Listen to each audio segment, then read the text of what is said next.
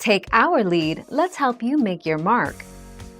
Our goal is your satisfaction. Let us show you the way.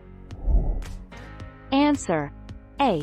For your Apple ID, you should use your real name because when you add a credit card or other form of payment to your account, the name on the account must match the name on the credit card or other form of payment.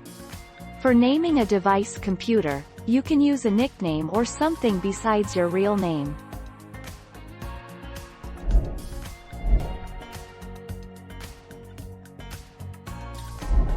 Let's help you make your mark.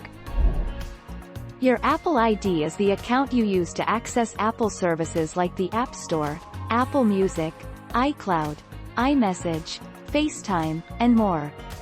It includes the email address and password you use to sign in as well as the contact, payment, and security details you use across Apple services.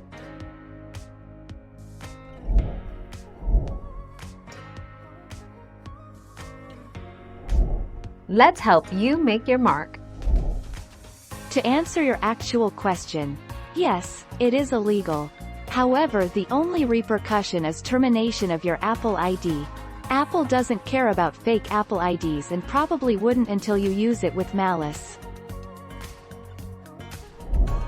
Thank you for watching. Please subscribe and hit the bell notification.